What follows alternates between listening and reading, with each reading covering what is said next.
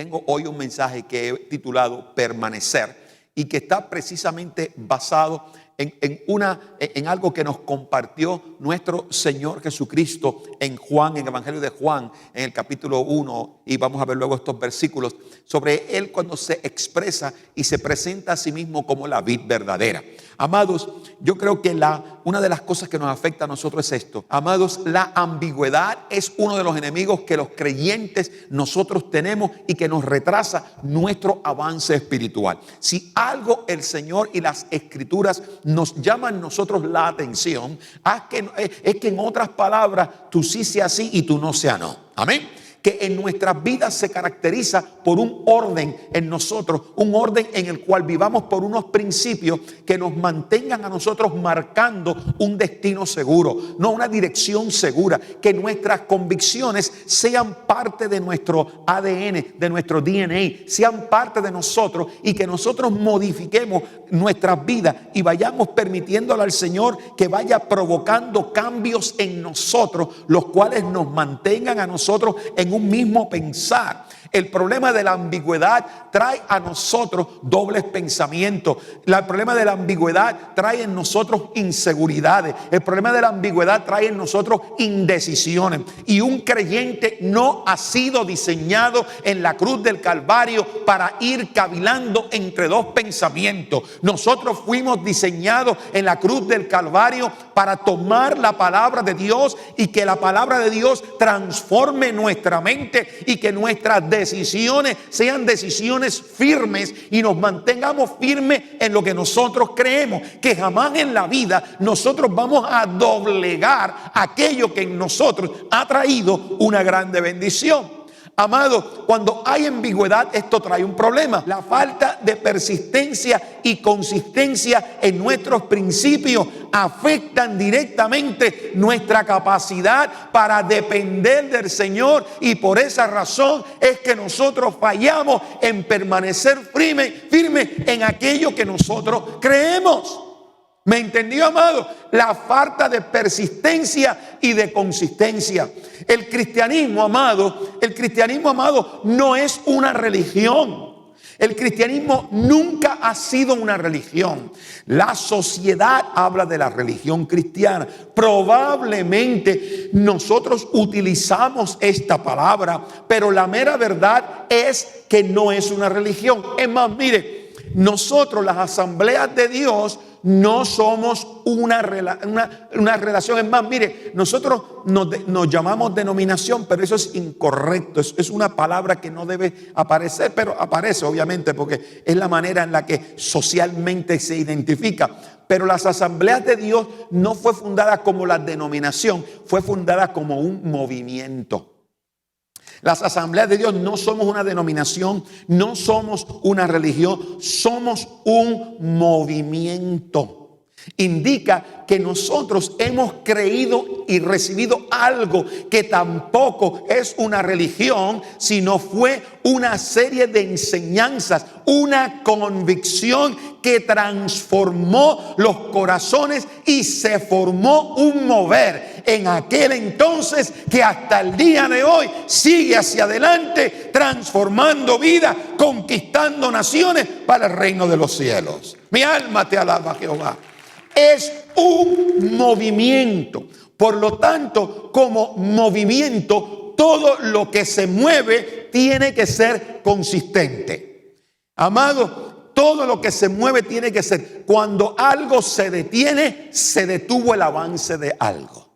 Cuando algo se detiene, quiere decir que no puede avanzar. Y dentro de los caminos del Señor, la iglesia fue diseñada y establecida para hacer algo que avance. La iglesia no fue diseñada para estancarse. La iglesia fue diseñada para avanzar a través de los periodos, de los siglos, de las generaciones hasta el día de hoy. Aun cuando hay otras religiones y puedan estar creciendo, el movimiento del cristianismo sigue siendo el número uno en el mundo entero. Mi alma te alaba, Jehová. Y esto causa problemas para otras personas. Por eso, amados, que yo siempre he dicho, enemigo más grande del liberalismo no es los conservadores. El enemigo más grande del liberalismo se llama la iglesia del Señor Jesucristo. ¿Sabe por qué? Porque ellos han entendido y se han convencido. Todavía nosotros los cristianos nos hemos convencido. Qué cosa tan interesante. Que los liberales están convencidos, nosotros no. Ellos están convencidos que esto hay que detenerlo porque esto es un movimiento que avanza. ¿Qué sé yo? 3 personas me entendieron lo que dije. Reto. El cristianismo es un movimiento que avanza y eso tiene a los liberales, los tiene asustados. ¿Por qué? Porque mientras la agenda del Cordero siga avanzando, las agendas de ellos se van a quedar estancadas. Mi alma te alaba, Jehová. ¿Me entendiste? Da ese aplauso grande al Señor. Despierta que Cristo viene. Mientras nuestra gente sigue. Entonces, amados, nosotros no podemos darnos en nuestra vida el lujo de detenernos. La falta de persistencia y de consistencia afectan, amados, no es principio, afectan directamente mi capacidad para depender. Si yo me estanco es porque no dependo.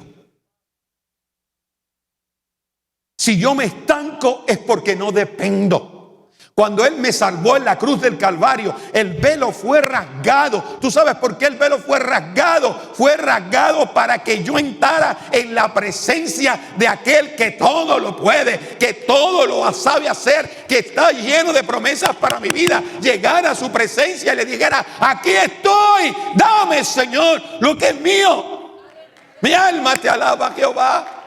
¿Me entendió? Pero entonces, amado, cuando nos detenemos no podemos depender. El cristianismo, la base fundamental del cristianismo es nuestra dependencia en el Señor. Bueno, ¿por qué razón? Porque en el Antiguo Testamento el pueblo no dependía de Dios, dependía de los sacrificios. El pueblo no dependía de Dios, dependía de los profetas. El pueblo no dependía de Dios, dependía de los jueces. El pueblo no dependía de Dios, dependía de los reyes. Pero Cristo vino para terminar todo ese asunto y aquí ya no hay más nada más que un solo Dios, mi Padre Celestial, y yo soy su hijo. ¿Quieres algo? Ven a mí y yo voy a donde papá y lo vas a tener en el nombre de Jesús. Mi alma te alaba. Entonces, tú y yo tenemos que trabajar y entender que si yo quiero persistir en este año y alcanzar las bendiciones, yo tengo que avanzar. Santiago 1:6 dijo lo siguiente: cuando se la pidan, asegúrense de que su fe sea solamente en Dios. ¿Qué dice? Yo quiero que vean esa parte. Asegúrense que su fe sea solamente en. Que su fe sea solamente en. Que su fe sea solamente en Dios. ¿Ves? O sea, en otras palabras, no es en sacrificio. No es en ninguna de esas cosas que nuestra fe está, porque a Dios no lo podemos comprar. A Dios solo tenemos que creer en Él. ¿Me entendiste? Solamente creer en Él. Es por eso que este tipo de cosas que hace la gente, las promesas a todos, es creer en Dios. No es creer en San Patricio, San Bonifacio y Santa Úrsula y Santo el quién. No. Dice claramente el apóstol Pablo, claramente, perdón, Santiago, claramente nos dejó establecido a nosotros que su fe sea solamente en Dios. En Dios. Y dijo: y no duden, cree solamente a Él. Y atrás viene algo: no duden. Bueno, ¿sabes por qué? Porque todavía tú y yo tenemos aquí este brain que tenemos aquí. Esto que está aquí adentro, ese cerebro, qué tremendo. Este cerebro no se ha convertido. Porque este cerebro es un cerebro natural. Es algo natural, está ahí. Es increíble. It's amazing.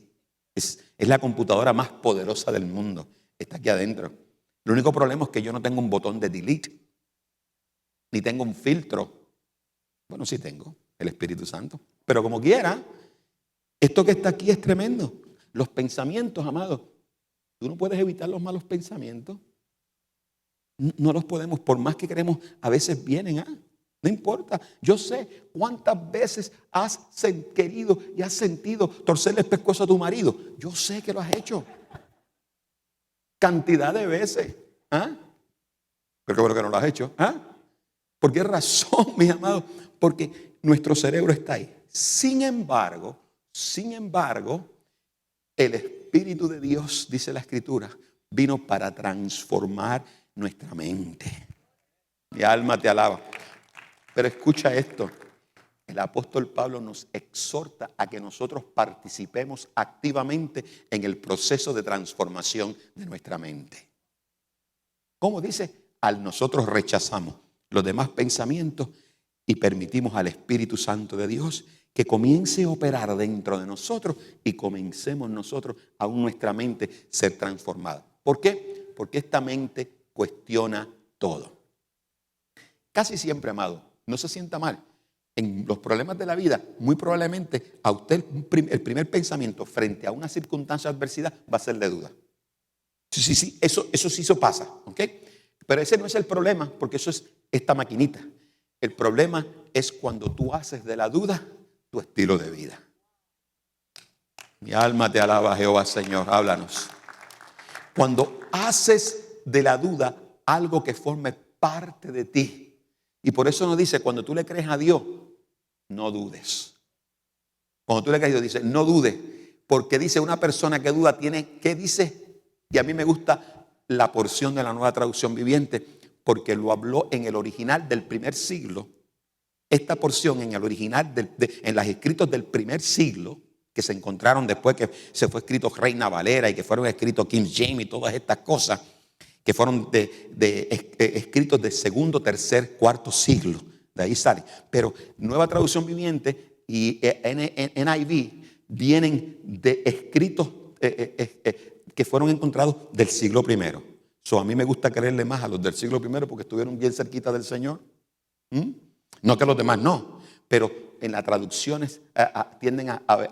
Y este dijo que una persona que duda tiene la lealtad dividida. ¿Entendió? Indica que cuando tú dudas del Señor, voluntariamente decides decirle al Señor, mira, ¿sabes qué, Señor? Yo quiero ser completamente fiel a ti, pero tengo problemas. Entonces dice, tiene la lealtad dividida y es tan inestable como una ola del mar que el viento arrastra y empuja de un lado al otro. Entonces, el problema es que entonces nosotros nos convertimos en gente inestable.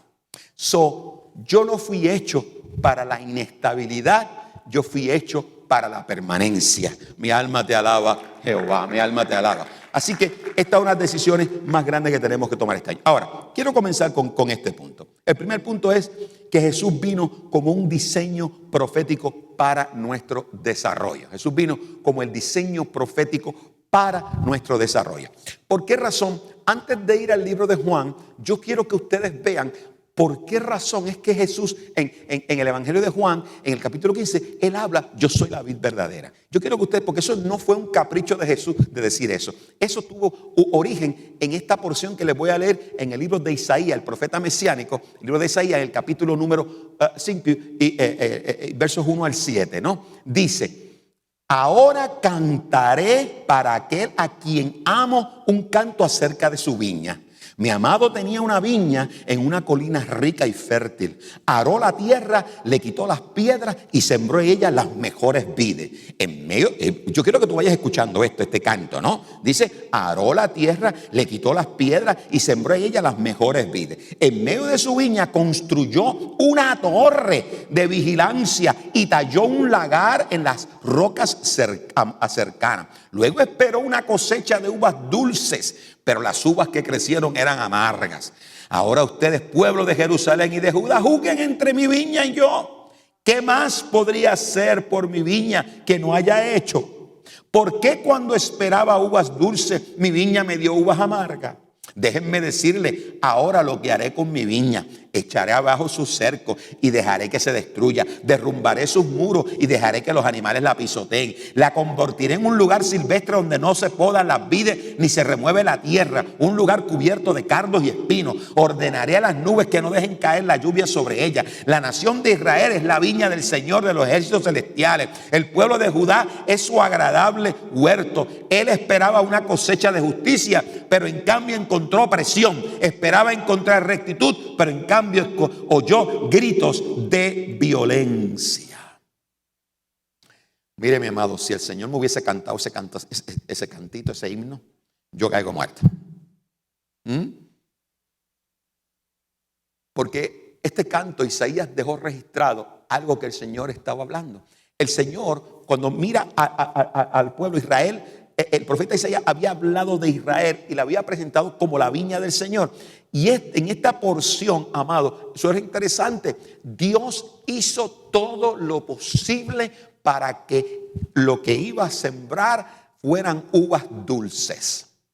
Buena tierra, lo preparó todo, le dio todo lo que necesitaba, la lluvia, los alimentos, los minerales, todo. Y puso hasta torres para proteger que nadie llegara, que no se metieran los animales. Y todo lo preparó. ¿Por qué? Porque cuando venga la cosecha voy a tener las uvas más dulces que pueda tener. Sin embargo, cuando el Señor va y ha invertido todo su tiempo y ha hecho todo eso, encuentra uvas amargas.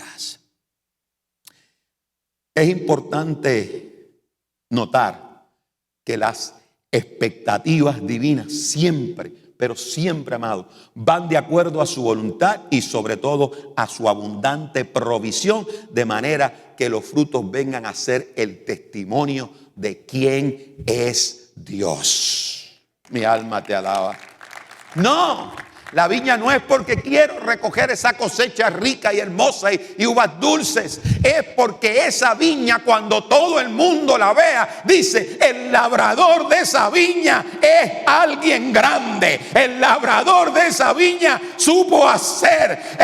Y esas semillas respondieron a todo lo que hizo el labrador de esa viña. Es un testimonio de éxito. Algo que tiene que ser admirado. ¿Se imagina usted una viña así? Como toda la gente alrededor va a mirar y dirá: oh Dios mío, pero qué grande bonanza hay en ese lugar. Mi alma te alaba, Jehová. Sin embargo, el pueblo de Israel siguió siendo una nación en degeneración. Amado, todo lo que esta porción nos habla a nosotros es Dios compartiendo esa frustración con relación al pueblo que había recibido de parte de Dios todo lo necesario, todo lo que Dios ha invertido para que produzcan frutos que puedan ser testimonio de la intervención de Dios, amado. ¿Cómo podemos nosotros, iglesia, cómo podemos decirle a este mundo que está allá afuera, en medio de una pandemia, en medio de tanta necesidad, en medio de tanta situación política, de tanta inestabilidad, estamos viviendo días sombríos? ¿Cómo podemos nosotros decirle al mundo que Cristo es la solución?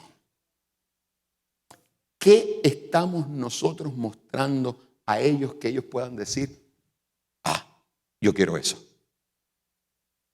Yo quiero eso. ¿Qué mensaje estamos enviando al mundo? ¿Nos están viendo ellos a nosotros como gente, como dicen, wichiwachi? Como gente que ahí más o menos. Por eso es que la palabra de Dios es clara. Cuando habla una de las iglesias y le dijo: por cuanto ni eres caliente ni eres frío, te voy a vomitar de mi boca. Le dije: más, ojalá hubiese sido frío o caliente, pero por cuanto eres tibio, te vomito de mi boca. ¿Sabe quiénes son los tibios? Los que andan entre dos pensamientos, los que dudan, los que andan de aquí y de para allá. Amado, yo no fui diseñado para esto, fui diseñado para la permanencia, para la consistencia, para que la gente pueda ver que lo que yo creo hoy, lo creo mañana y lo creo pasado, no importa qué, y que en medio de la adversidad yo recibo de parte de Dios. Amado, mire, ¿estará el hombre destinado a pasar por esto? Esa es la pregunta. A vivir vidas de manera improductiva. Esa sea, sin que no produzca nada, habrá Dios establecido un plan para restaurar al hombre y convertirlo en un ser, de un ser inútil e ineficaz, en un ser productivo y que sea el rostro claro, precioso de la provisión de Dios. Mire, sí, Juan 15, verso 11. ¿Ven lo que pasó con aquella vid, verdad? ¿Se acuerdan? En Isaías. Mire ahora lo que dice Jesús en el Nuevo Testamento. Yo soy la vid verdadera y mi Padre es el labrador. Qué tremendo, ¿no? Cientos y cientos y cientos de años de atrás, el Señor habló por el profeta Isaías y vertió su frustración. Dijo, he plantado una viña, he hecho todo. Esto es lo que pasó, nada de lo que... O sea, el pueblo de Israel no pudo, ¿no? Sin embargo, después de cientos y cientos de años, entonces volvemos al asunto de la vid. Y se presenta Jesús y nos dice a nosotros, mire, eso que pasó allá y que habló el Señor a través del profeta Isaías, eso se va a arreglar ahora. Porque en aquel entonces no estaba yo, pero ahora he llegado yo. Y yo soy la vid verdadera. Y mi papá es el labrador. Mi alma te alaba, Jehová. Dice, ese versículo dice el 2. Dice, Él corta de mí toda rama que no produce fruto y poda las ramas que sí dan fruto para que den aún más. Ustedes ya han sido podados y purificados por el mensaje que les di. Gloria a Dios. Qué tremendo, ¿no? Escucha esto. La porción dice claramente, mi padre es el labrador. ¿Sabe lo que hace mi papá? En aquella viña, aquello fue un desastre. Isaías habló un desastre. Pero en esta, yo soy la vid verdadera. En otras palabras, aquí se va a producir fruto. Siempre, óigame, no importa que sean las matas más lindas del mundo, los viñedos más preciosos del mundo, siempre hay una que otra ramita conchuda que le da ganas de no hacer nada. Y dice que el buen labrador, ¿sabe lo que hace? Dice, no, yo no voy a afectar todo este viñedo por 2 o 3 ramitas ahí. Él no destruye la viña como dice ella, voy a destruir la viña. No. Esta está produciendo. Lo único que voy a hacer es que voy a cortar las ramitas que no producen nada.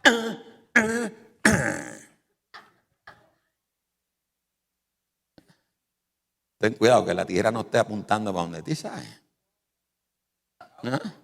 Ten cuidado que la tijera no esté apuntando para allá. Amados, Él nos declara que es la Biblia verdadera. O sea, estos versículos, amados, estos versículos claramente declaran nuestra posición dentro del reino del Señor.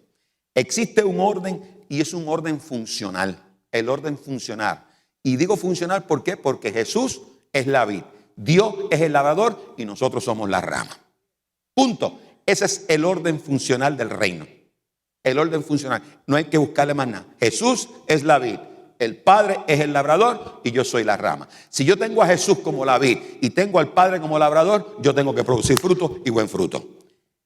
Si soy de las ramitas que no hace nada, es porque me dio la gana. Porque decidí no permanecer. Entonces, es todo un conjunto que está diseñado para que funcione. ¿Y sabes qué? Funcione basado en el principio de dependencia. La ramita que se seca fue la ramita que no absorbió lo que venía de la mata. Porque la rama buena y la rama seca, las dos estaban pegadas en la misma mata. Le vas ese aplauso a hacerlo al Señor. Pero es cuestión de selección, ¿no? ¿Qué es lo que vamos a hacer? Así que el propósito fundamental de los frutos, amados, tiene dos funciones. Número 1, va a cortar. El labrador va a cortar. Y toda la rama que no sea productiva, él la elimina. ¿Para qué? La tiene que quitar para que el mal no se propague. ¿Por qué la corta? No porque no produzca. La corta porque se negó a producir. ¿Me escuchaste lo que te estoy diciendo? No la corta porque no produzca, la corta porque se negó a producir. Y si se negó a producir, me afecta a todo lo demás. Así que lo mejor es cortarlo. Y segundo, es podarla. ¿Y tú sabes por qué podar? Porque toda rama productiva se le corta un poquito para que siga produciendo más. Quiere decir que a nosotros también nos pega la tijera. Pero no para cortarme, sino en medio de las pruebas, en medio de las aflicciones, en medio de las tribulaciones, en medio de la pandemia, el Señor está clac, clac, clac, clac. ¿Por qué?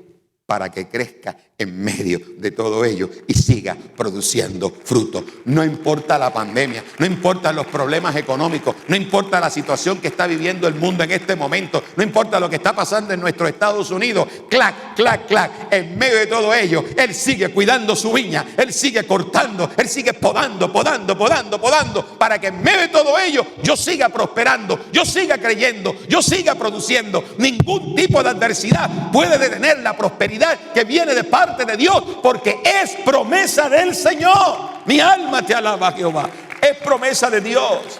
Amado, la meta de Dios para el creyente es que tú y yo produzcamos más y más. ¿Sabes por qué? Porque la productividad es una vida espiritual útil y provechosa para el bien nuestro, para el bien de otros y para la gloria de Dios. Porque mientras yo siga produciendo, la gente va a ver lo que Dios está haciendo en mí, lo que Dios está haciendo en ti, y dirán: oh, en medio de la pandemia, en medio de toda esta gente, sigue para adelante, aleluya. La gente verá que vale la pena.